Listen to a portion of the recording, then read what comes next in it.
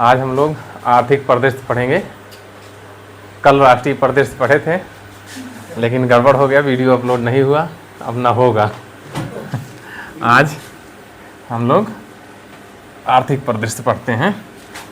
पिछले जो वीडियो बने हैं उसमें से उसी के पहले इसको पढ़ लीजिए, जोड़ लीजिए, मतलब तो 1 साल का करंट हो जाएगा आपका। और यही आगे जोड़ते रहिए, पीछे छोड़ते रहिए।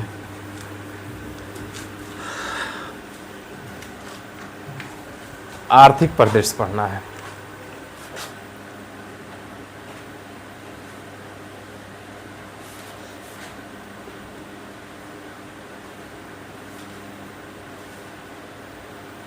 ये पढ़ना है हमको। तो पहला जो पढ़ना है वो ये हुआ है कि भारत और ब्रिटेन, मोदी जी ब्रिटेन की यात्रा पे थे, तो वहाँ के प्रधानमंत्री कीर स्टारमर और भारत के प्रधानमंत्री मोदी जी के बीच समझौता हुआ। भारत और ब्रिटेन, भारत ब्रिटेन व्यापक आर्थिक व्यापार समझौता हुआ है। भारत ब्रिटेन व्यापक आर्थिक व्यापार समझौता हुआ किसके? मोदी जी और कीर स्टारमर के बीच हुआ है। इसको शॉर्टकट में सीटा कहेंगे, CETA, ठीक है। व्यापक आर्थिक व्यापार समझौता हुआ है। कहाँ हुआ?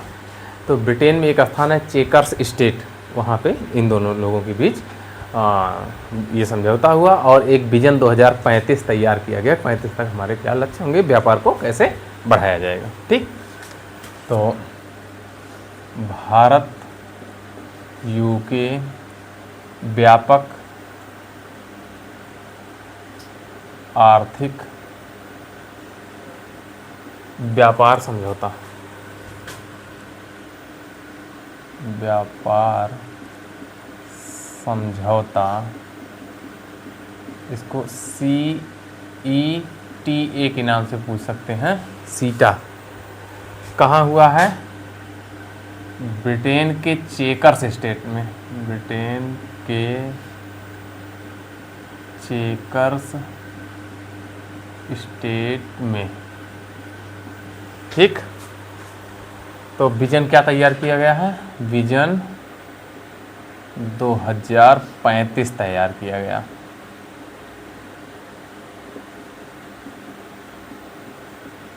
जहाँ पे व्यापारिक समझौता, व्यापारिक भागीदारी बढ़ाना है, सांस्कृतिक भागीदारी, जन भागीदारी, ये सबको बढ़ाने का लक्ष्य रखा गया है 2035 तक।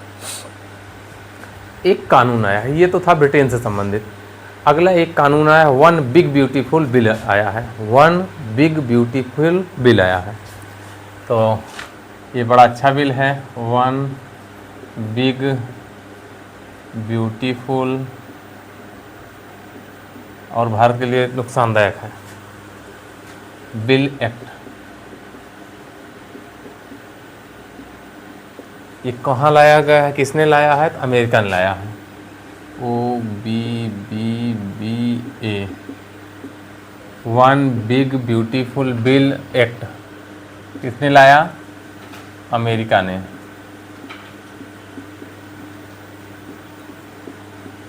ठीक है, तो किस पे लाया है?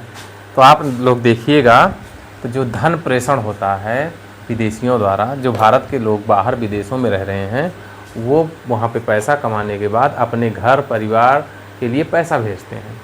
इस धन प्रेषण के मामले में भारत ने पिछले साल विश्व में सर्वाधिक धन प्राप्त किया, विदेशी मुद्रा प्राप्त की। अमेरिका ने उसी जो सबसे ज़्यादा धन प्रेषण कहाँ से आया?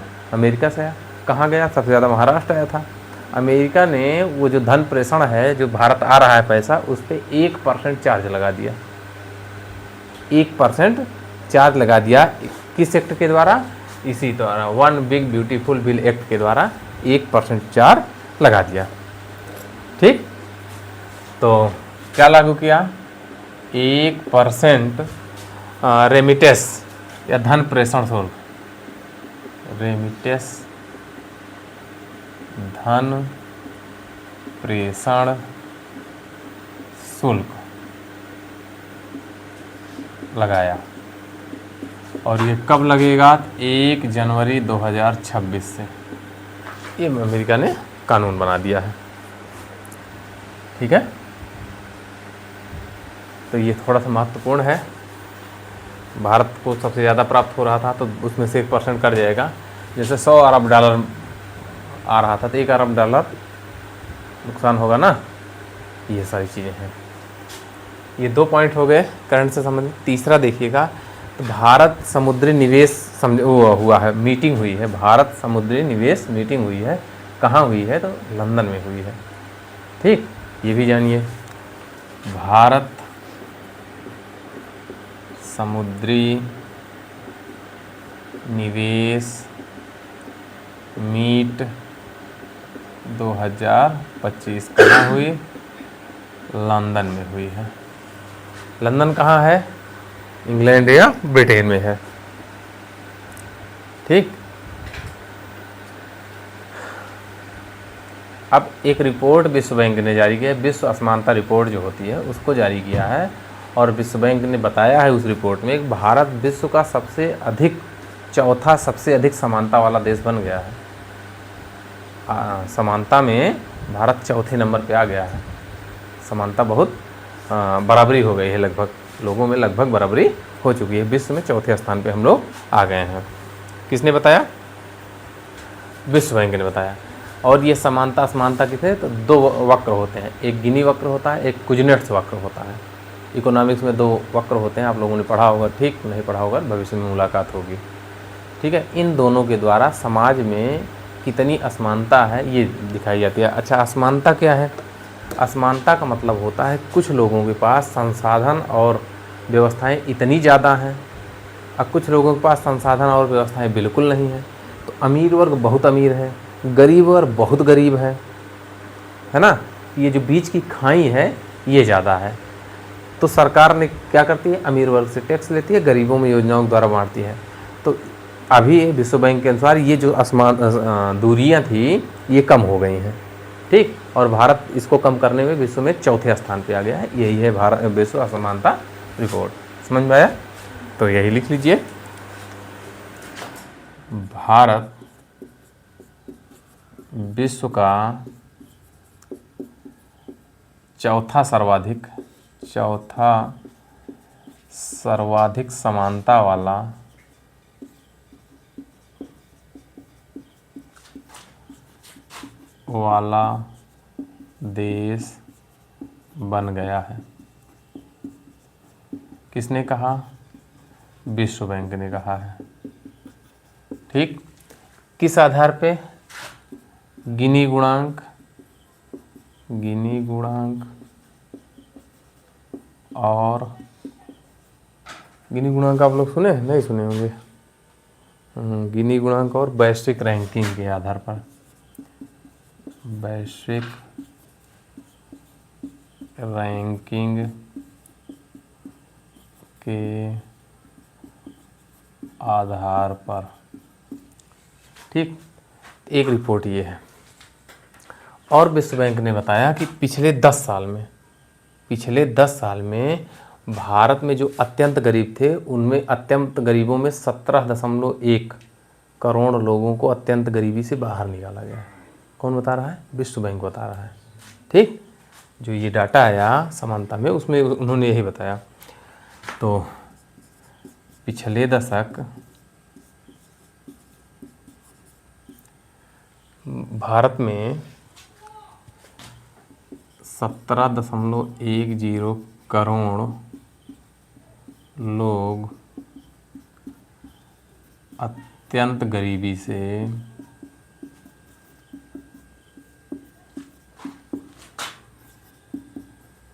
बाहर निकले हैं। ठीक, एक रिपोर्ट थी किसकी? विश्व बैंक की।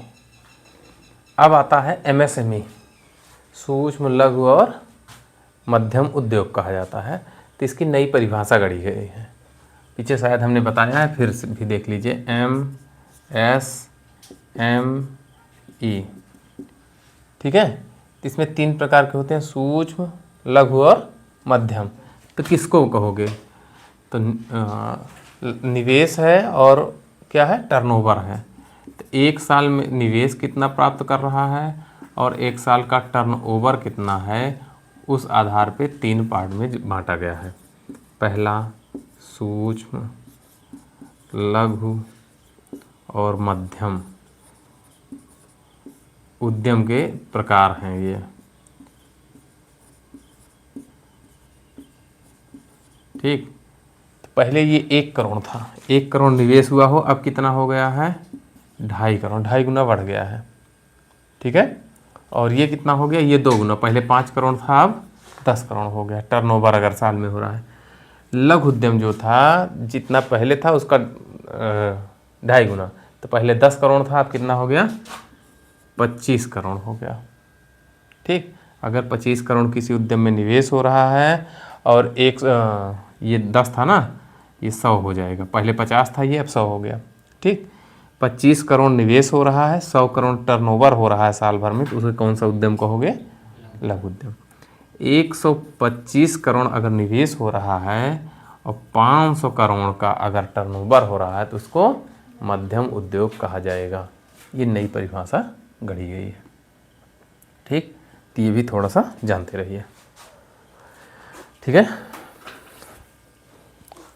अब देखिएगा, अभी यही बता रहे धन प्रेषण वाला ना, धन प्रेषण डाटा देख लीजिए कितना है, तो धन प्रेषण रिपोर्ट देख लीजिए। कौन भेजता है, तो भारतीय जो बाहर गए हैं प्रवासी, भारतीय प्रवासियों द्वारा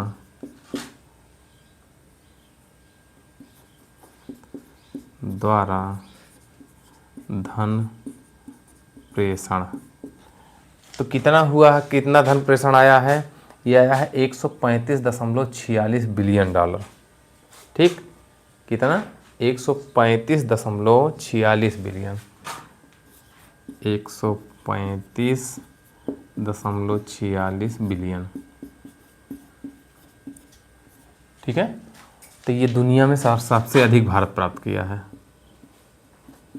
विश्व में सर्वाधिक प्राप्त किया है। सबसे ज़्यादा विदेशी मुद्रा कहाँ आई है, भारत में आई है, सबसे ज़्यादा ये हो गया। अगर अब भारत में देखिए तो सबसे ज़्यादा कहाँ आई है, महाराष्ट्र में, शायद पीछे कहीं बताए हैं, यहाँ भी देख लीजिए। ठीक, अब सबसे ज़्यादा इस भारत पा गया, उसके बाद नंबर 2 पे कौन है, अब यहाँ समस्या होती है।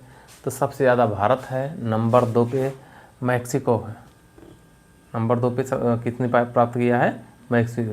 नंबर 3 पे चीन है और नंबर 4 पे फिलीपींस है। सबसे ज़्यादा विदेशी धन प्राप्त करता देश है। ठीक, तो भारत, फिर भारत से कम कौन है, मैक्सिको है, फिर चीन है, फिर फिलीपींस है। ये 4 देश हैं जो प्राप्त किए हैं। ठीक, एक और रिपोर्ट है अनाज उत्पादन में, भारत में सबसे ज़्यादा अनाज कौन सा राज्य उत्पादन करता है। ठीक, तो कौन सा, अनाज उत्पादन सबसे ज़्यादा यूपी करता है, उसके बाद मध्य प्रदेश करता है, उसके बाद पंजाब करता है। ठीक, और चौथा है तेलंगाना करता है। ये अनाज उत्पादक राज्य है, स्पेशली कोई नहीं कह रहे हैं। ठीक है,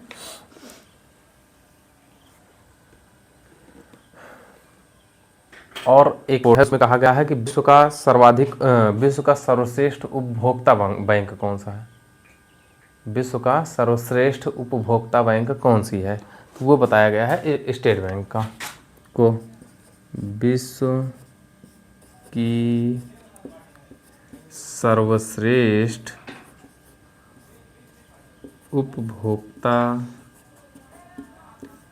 बैंक कौन सी है, विश्व की सर्वश्रेष्ठ, तो वो है state bank of India, SBI। State bank of India को विश्व का सर्वश्रेष्ठ उपभोक्ता बैंक का पुरस्कार या वो दर्जा मिला है। ठीक, एक और है, जैसे प्रश्न पूछा जाता है आलू उत्पादन में कौन है। ठीक, तो आलू उत्पादन में यूपी है या वो पश्चिम बंगाल, आगे पीछे होते रहते हैं। ठीक है, आलू उत्पादन में, लेकिन एक होता है प्रसंस्कृत आलू या प्रसंस्कृत करणीय आलू, जिसे आलू है उससे विभिन्न उत्पाद बनाइए, चिप्स बना लीजिए, आलू से और बहुत सारी चीज़ें बना के उसको बेचिए, तो इसको क्या कहते हैं, प्रसंस्करण या प्रसंस्कृत आलू कहते हैं। ठीक है, इस मामले में सबसे अधिक कौन सर्वाधिक प्रसंस्कृत आलू को कौन सर्वाधिक प्रसंस्कृत कर रहा है भारत के राज्यों में, तो गुजरात है भैया। आप देखिए तो जितनी नमकीन भुजिया ये सब बन रही हैं आलू की, कहाँ से आती हैं, वहीं से आ रहे हैं सारी चीज़ें। तो वो आलू को खरीद के उसको प्रसंस्कृत करके वही आलू के विभिन्न उत्पाद हमारे यहाँ महंगाई के साथ बेच रहे हैं, यही है। ठीक है, ठीक है। आलू के प्रसंस्कृत उत्पाद और निर्यात में सर्वाधिक सर्वश्रेष्ठ राज्य कौन सा बना है, गुजरात बना है। प्रसंस्कृत आलू की बात हो रही है, क्लियर है, इसको छोड़ दे रहे हैं, जानते रहिएगा। एक और है, पूरे विश्व में एक कंपनी है जो $4 ट्रिलियन का मूल्य छू ली है। $4 ट्रिलियन के मूल्य को छूने वाली विश्व की पहली कंपनी बनी है, वो है एनवीडिया, यूएई की है, यूएसए अमेरिका की है एनवीडिया, समझ रहे हैं। $4 ट्रिलियन की यहाँ देश की अर्थव्यवस्था नहीं है, वो कंपनी अकेले $4 ट्रिलियन की हो गई है। तो ये बहुत बड़ी बात है, इसलिए ये चर्चा में है। ठीक, $4 ट्रिलियन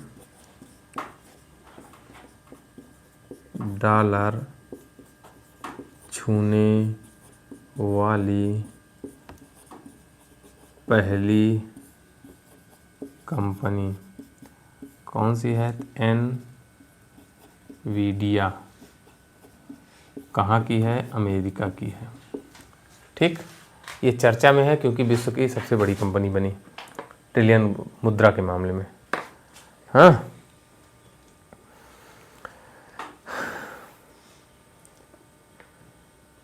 हो गया। एक अगला पॉइंट ये है कि संयुक्त अरब अमीरात यूएई जो देश है, उसकी एक बैंक जो है गुजरात के गिफ्ट सिटी में अपनी एक शाखा खोल रही है। वो कौन सी बैंक है, ये प्रश्न है।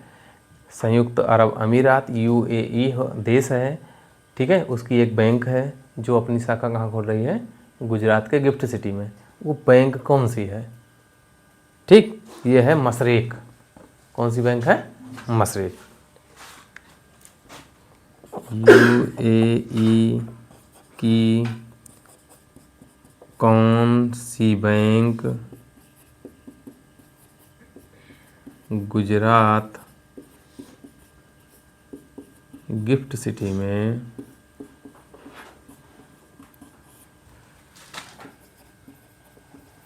शाखा खोलेगी, तो कौन सी है, मशरेक, मशरेक। ठीक, यह मशरेक कहाँ की बैंक है, तो संयुक्त अरब अमीरात या यूएई की है। ठीक है, ये इतना हो गया, ऊपर मिटा दें।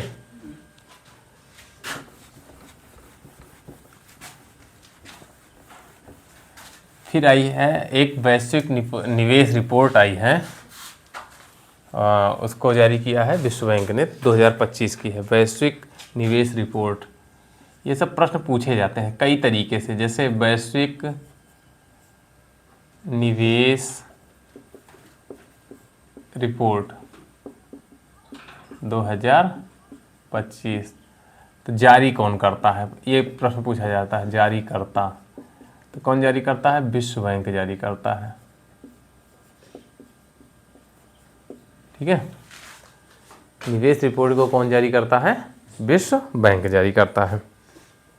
अब इसने क्या क्या बताया, भारत जो है एफडीआई, फॉरेन डेवलपमेंट, एफडीआई जो होता है निवेश होता है, जो विदेशियों से हमको प्राप्त होता है, वो आके यहाँ कंपनियाँ लगाते हैं। उस मामले में हम लोग 15वें नंबर पहुँच गए हैं। पिछले साल हम किस में थे, 16वें नंबर पे थे, तो हमारी बढ़ोतरी हुई है।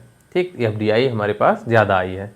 एफडीआई मतलब समझ रहे हो, विदेशियों द्वारा कंपनी स्थापित करने के लिए भारत में पैसा जो निवेश किया जाता है उसको एफडीआई कहते हैं। ठीक, तो ये निवेश में यही है। तो क्या होगा, भारत एफडीआई गंतव्यों में 15वें स्थान पे आ गया। पिछले साल किस पे था? हाँ, पिछले वर्ष 16वें। ठीक, ये एक रिपोर्ट बनी है इसकी। हो गया इतना। विश्व बैंक ने एक और रिपोर्ट दिया है। इसके पहले भारत की विकास दर जो है, जीडीपी वृद्धि दर, वो 6.3% थी। इसके पहले जो विश्व बैंक ने जीडीपी दर बताई थी वो 6.5% बताई थी। अब की बार जीडीपी दर घटा के कितना कर दिया गया?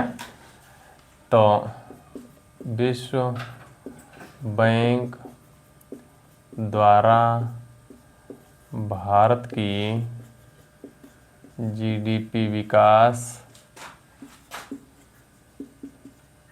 दर FY फाइनेंशियल ईयर 2025-26, ठीक है, कितना बता दिया है? तो 6.3%। ठीक है, ये इतना हुआ।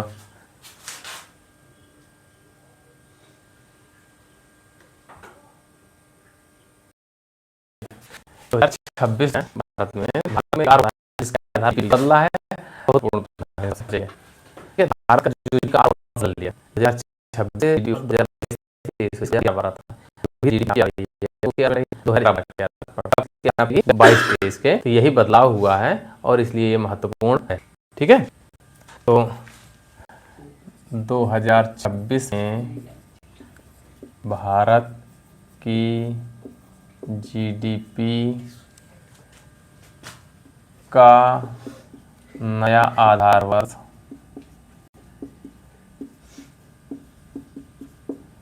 2022-23। ठीक,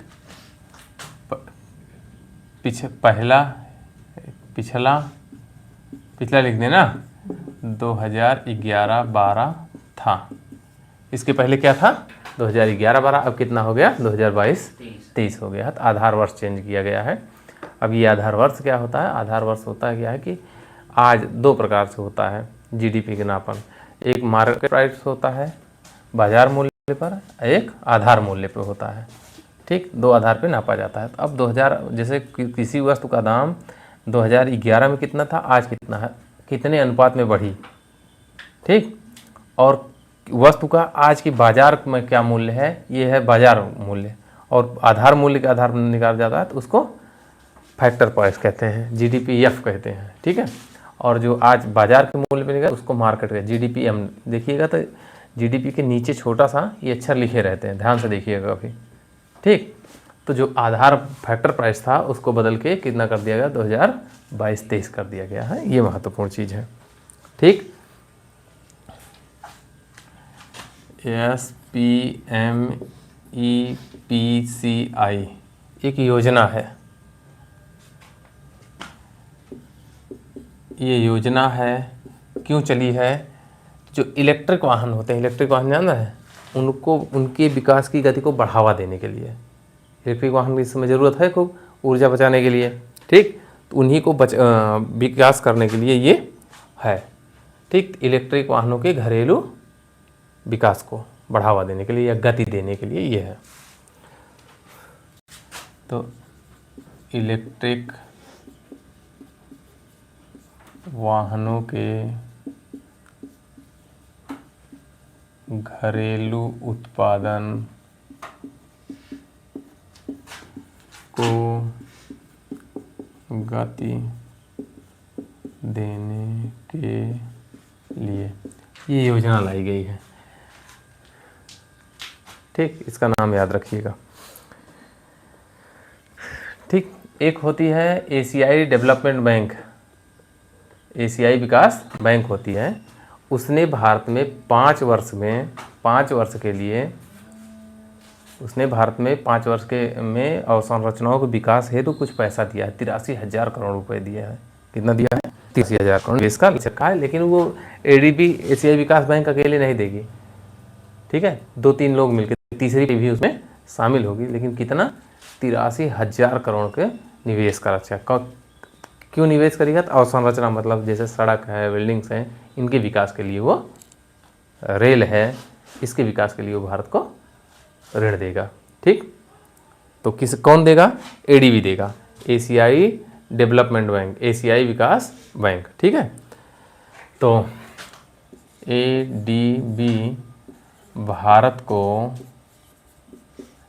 शहरी मतलब शहर का, जो शहर में है, शहरी अवसंरचना और के विकास हेतु 5 वर्ष के लिए 5 वर्षीय शहरी विकास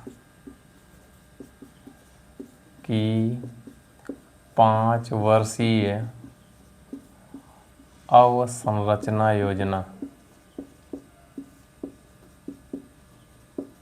ठीक, कौन चला रहा है? एशियाई विकास बैंक। ठीक है, अब हुआ क्या इसमें? तो कितना? 10 बिलियन। कितना? 10, जो बनेगा लगभग 83,000 करोड़ रुपए निवेश करेगा। ठीक है, 10 बिलियन या 83,000 करोड़ रुपए निवेश का लक्ष्य रूप से थर्ड पार्टी या तीसरे के सहयोग से। ठीक है, तीसरे पक्ष की पूंजी सहित। तो जो काफ़ी दिन के लिए पैसा लगता है उसको पूंजी कहते हैं, जो कुछ दिन घंटों के लिए होता है उसको मुद्रा कहते हैं। ठीक, 2 बाजार होती है, मुद्रा बाजार और पूंजी बाजार। कहीं पैसा लगा दीजिए लंबे समय के लिए, वो होता है पूंजी बाजार। कुछ 1-2 घंटे दिन के लिए लगाइए तो कौन सा होता है? मुद्रा बाजार। तो यहाँ पे पूंजी लग रही है, तीसरा पक्ष। एक आरबीआई ने अपना वार्षिक रिपोर्ट दिया है, उसमें पहले आरबीआई की जो बचत है, बचत, जैसे आरबीआई भी बैंक है ना, ये काम कर रही है तो लोगों से पैसा कमाती है, तो जो बचत आता है इसका, ये भारत सरकार को दे देती है। तो पहली बार इसका जो आरबीआई का कुल अधिशेष है 2.69 ट्रिलियन रुपये हो गया है। 2.69 ट्रिलियन रुपये बन चुका है। ये आर्थिक है, पैसों से संबंधित है, डाटा खूब होता है इसमें। ठीक, एक दूसरी चीज़ ये है कि जो भारत में बैंक नोट का चलन ऑनलाइन चल रहा है, उसके बावजूद बैंक नोट चलन 6% बढ़ गया है। नोटों का चलन 6% बढ़ गया है, ये बताया है। ठीक, और ये भी बताया गया कि मूल्य के हिसाब से 500 के नोटों का मूल्य तो घटा है, लेकिन 500 के नोटें सबसे ज़्यादा चल रही हैं आजकल। 500 के नोटों का मूल्य तो घट गया, लेकिन प्रचलन इसका बढ़ गया है। 500 की नोटें खूब चल रही हैं। ठीक है, आरबीआई ने एक योजना और चलाई है, वो कह रहा है कि हम जो रुपया है उसका अंतर्राष्ट्रीयकरण करेंगे। अंतर्राष्ट्रीयकरण का मतलब हुआ, जैसे कुछ विदेशी हमसे उधार लेते हैं तो हम उनके मुद्रा में पैसा देते हैं या डॉलर के रूप में देते हैं। अब आरबीआई कह रही है कि उन्हें रुपये के रूप में उधार देंगे, और इसके लिए सबसे पहले 4 देश चुने गए हैं, बांग्लादेश, नेपाल, भूटान और श्रीलंका। इन 4 को रुपये के रूप में ऋण दिया जाएगा। ठीक है, ये किसकी योजना है? आरबीआई द्वारा रुपये के अंतर्राष्ट्रीयकरण हेतु चलाई गई है। समझ में आया? तो ये क्या किया? ये बताया कि पहली बार हमारा सबसे ज़्यादा अधिशेष बचा है, मतलब हमारी कमाई 269 ट्रिलियन हो गई, नहीं बिलियन, ट्रिलियन रुपए हो गई है। ये बचत है, इसको किसको हैंड ओवर करेंगे? भारत सरकार को दे देंगे। ठीक है, उन्होंने बताया कि 500 रुपये के मूल्य जो चलन होता है उनके मामले में तो कम हो गया, लेकिन नोट के मामले में बढ़ गया है। ठीक है, ये और ये भी कहा गया है कि जो जाली नोटों की संख्या है वो कम हुई है। जो जाली नोटें चलती थी पहले, अब उनकी मात्रा कम हो गई। ये सब आरबीआई रिपोर्ट दी हुई है, तो केवल इतना जानते हैं जो उसका अधिशेष हुआ है वो ध्यान दिएगा, और ये जो रुपये का राष्ट्रीयकरण में है तो 4 देश, यही हमको ध्यान देने की बात है। ठीक, तो क्या है? आरबीआई का अधिशेष। ठीक है, आरबीआई का कुल अधिशेष तो 2.69 ट्रिलियन रुपए। ठीक, एक ये है। दूसरा इसकी क्या खासियत है आरबीआई है ना, आरबीआई ने रुपए के अंतर्राष्ट्रीय करण हेतु कितने देश, 4 देशों के साथ समझौता किया। ठीक है, हेतु बांग्लादेश, नेपाल, भूटान, श्रीलंका को रुपए में ऋण देने की योजना। ठीक, ये योजनाएं बनाई गई हैं किसके द्वारा, आरबीआई के द्वारा। ये सब हो गया। अब ऑनलाइन खूब पैसे ट्रांजैक्शन हो रहा है ना, तो डिजिटल भुगतान पुरस्कार प्राप्त हुआ, दिया गया है किसको, तो डिजिटल भुगतान पुरस्कार 2024-25 किसको मिला, इंडिया पेमेंट्स बैंक। ठीक है, इंडिया पोस्ट पेमेंट बैंक को दिया गया है, ये पुरस्कार है।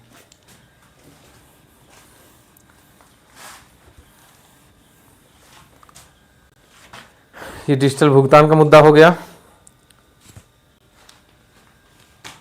एक पोर्टल चला है जेंडर बजटिंग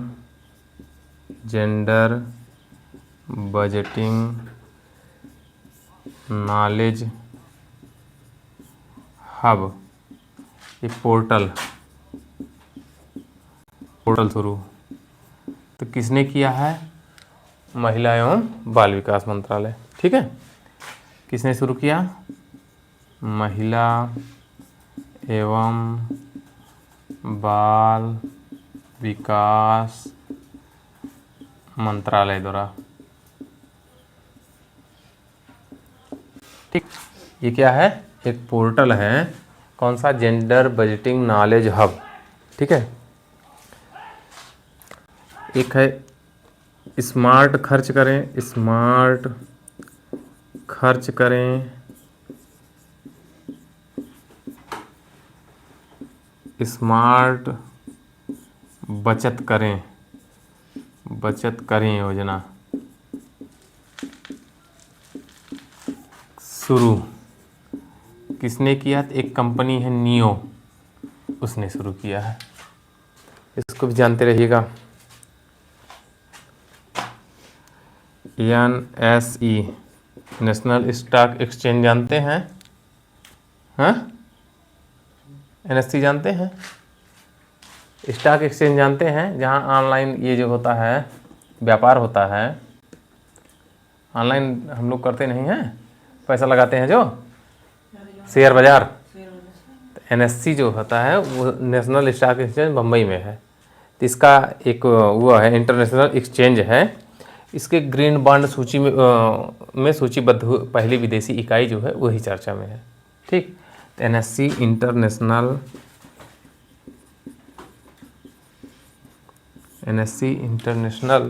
एक्सचेंज पर एक्सचेंज पर पहली ग्रीन बॉन्ड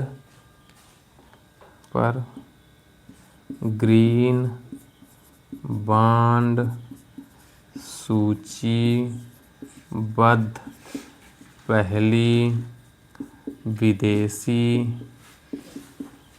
कंपनी। इसका नंबर थोड़ा सा बड़ा है और अजीबोगरीब है। पहली विदेशी का DFCC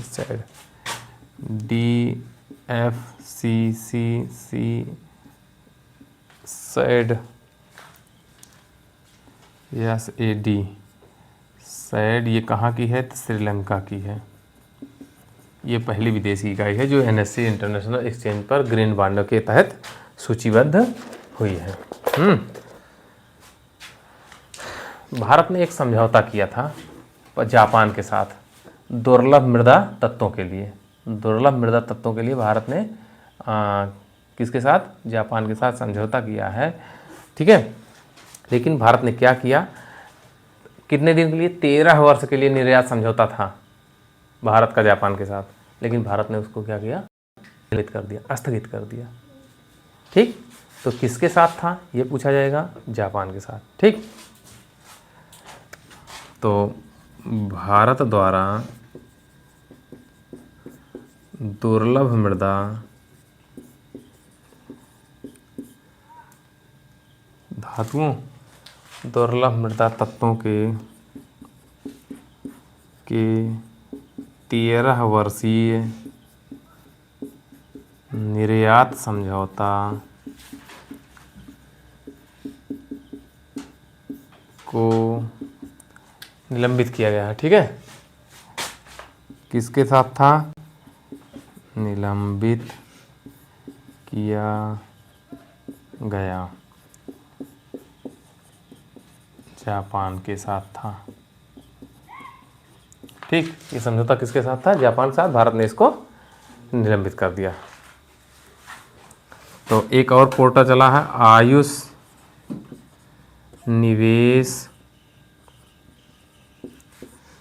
निवेश सारथी पोर्टल चला है। सारथी पोर्टल जारी करता कौन है? इसका आयुष मंत्रालय है,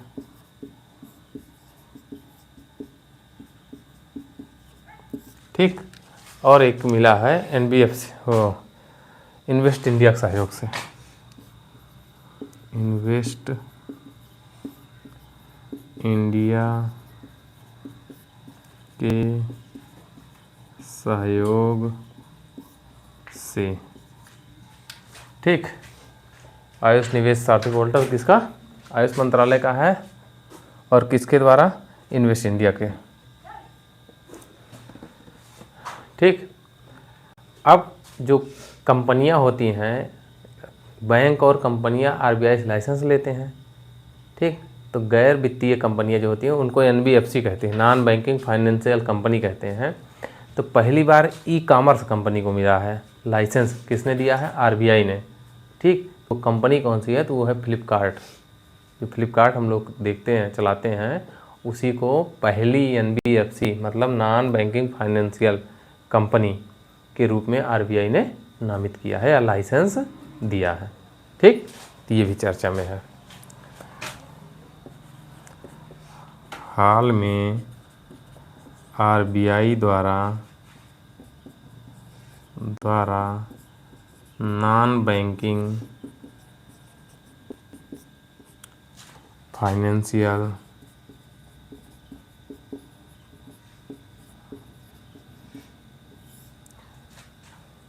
कंपनी NBFC को लाइसेंस दिया गया। ये पहली कंपनी है, पहली ई-कॉमर्स कंपनी है। कौन सी है? फ्लिपकार्ट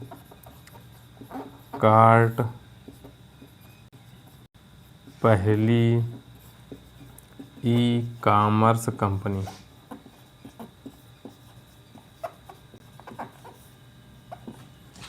ठीक है। ये पहली है इसलिए चर्चा में है, ठीक।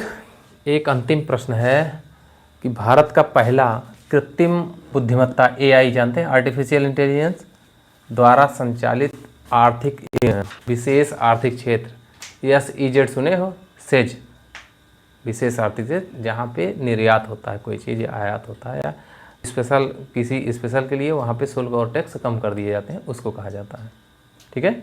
तो कहाँ पे हुआ है? नया रायपुर छत्तीसगढ़ में। भारत का पहला है इसलिए चर्चा में है। तो भारत का पहला AI केंद्रित विशेष आर्थिक क्षेत्र, ये नीचे लिख दें। चलिए ला रहे हैं। भारत का पहला AI आर्टिफिशियल इंटेलिजेंस या कृत्रिम बुद्धिमत्ता एक ही बात हुई, ठीक है। AI केंद्रित विशेष आर्थिक क्षेत्र, इसको कहते हैं SEZ, सेज कहा जाता है। कहाँ? नवा रायपुर